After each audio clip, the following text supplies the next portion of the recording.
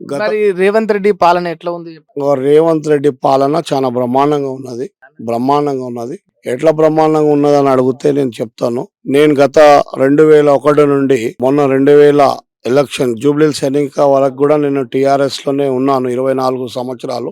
ఎందుకున్నానంటే తెలంగాణ రాష్ట్రం కేసీఆర్ గారు పోరాటం చేసి తెలంగాణ రాష్ట్రం వస్తే తెలంగాణలో ఉన్న విద్యార్థులు, చదువుకున్న వాళ్ళు, మేధావాళ్ళు, నీవులు, నిధాలు అన్ని వస్తాయని చెప్పి, ఉద్యోగాలు వస్తాయని చెప్పి కేసీఆర్ గారు పోరాటం చేస్తే వారికి మేము అన్ని విధాలుగా సపోర్ట్ చేసి 24 సంవత్సరాలు తెలంగాణ టీఆర్ఎస్ పార్టీలోనే ఉంటూ మొన్న నవీన్ యాదవ్ గారు నిలబడ్డప్పుడు టీఆర్ఎస్ పార్టీకి రాజీనామా చేసి కేసీఆర్ గారి విధి విధానాలు బాగలేవు అంటే ఉద్యమకారుని నేను తెలంగాణ ఉద్యమకారుని. ఎర్రగడ్డ డివిజన్ లో 51 రోజు ధర్నా దీక్షలు అన్ని విధాలంగా కేసీఆర్ గారికి, కేసీఆర్ ప్రభుత్వానికి మా కుటుంబంతో సహా ఎర్రగడ్డలో ఉన్న కుటుంబ సభ్యులందరూ కూడా కేసీఆర్ కి సపోర్ట్ చేశారు.